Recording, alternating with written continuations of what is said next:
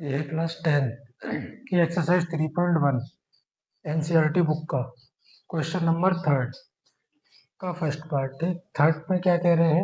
अनुपातों A1/A2, B1/B2 और C1/C2 की तुलना कर ज्ञात कीजिए कि निम्न रैखिक समीकरणों के युग्म संगत हैं या असंगत हैं। तो ये दो समीकरण हमारे पास दे रखी हैं। इन दोनों रैखिक समीकरणों से हमें ये प्राप्त करना है कि ये संगत है या असंगत है। अब कब संगत होंगे, कब असंगत होंगे, ये इसकी जानकारी हमें होनी चाहिए पहले।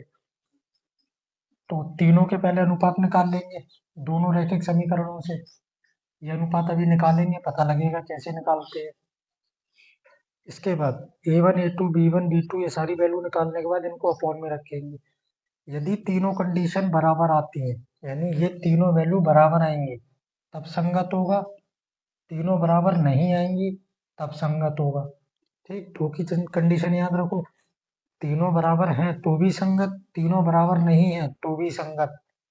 केवल और केवल यदि A1, A2 और B1/B2 ये बराबर है, पर ये दोनों आपस में बराबर नहीं, यानी B और C का अनुपात आपस में बराबर नहीं है, तब यह क्या हो जाएगा?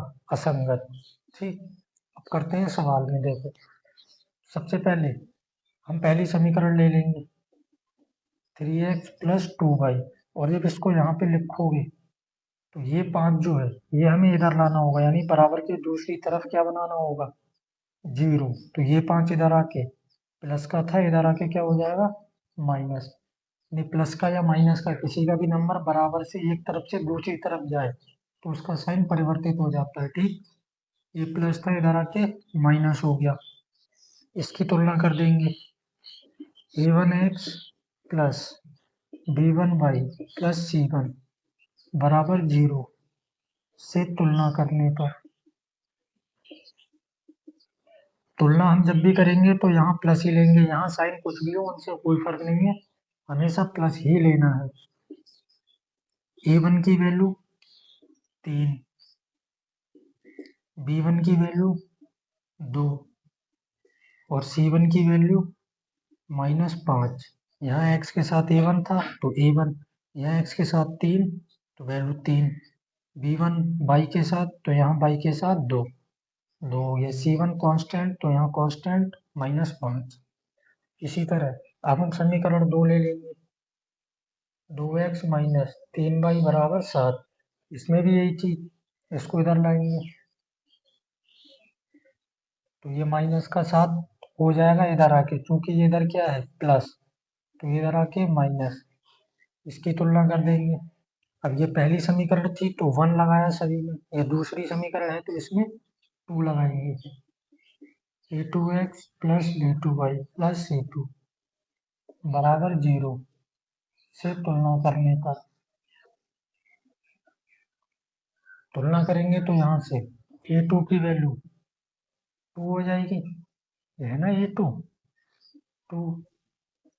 B2 की वैल्यू -3 साइन के साथ लेना, C2 की वैल्यू -7। इसके बाद फिर हम अनुपात निकालेंगे A1/A2, B1/B2, C1/C2। A1 की वैल्यू 3, A2 की 2, B1 की ये यहाँ पे 2, B2 की -3, C1 की ये यहाँ -5, C2 की -7। अब इतना करने के बाद यहीं पे मत देखना कि ये बराबर है या नहीं है। अगर संख्या पहले चेक कर लेना कोई कट तो नहीं रही है। अगर कोई संख्या कटेगी तो काटना, क्योंकि कुछ संख्याएं कटने के बाद बराबर होंगी, ऐसे देखने में बराबर नहीं लगेंगी, लेकिन जब संख्याओं को काटेंगे तो कटने के बाद संख्याएं बराबर दिखेंगी। ठीक, तो यहाँ 3/2 है, यहाँ 2/3, कुछ नहीं कटना इनमें। -5/7, इसमें भी कुछ नहीं कटना, माइनस से माइनस कट जाएगा। 5/7, तो ना तो ये इसके बराबर आया और ना ही ये दोनों, तो तीनों ही चीजें बराबर नहीं आई। तो तीनों अगर बराबर नहीं है तो मतलब क्या है? ये संगत। ठीक, तीनों बराबर ना आने पर ये संगत, तीनों बराबर आते तो भी संगत। पर ये बराबर आए और ये बराबर ना आए तब असंगत। ठीक, तो ये फर्स्ट पार्ट हो गया, इसका नोट कर लो।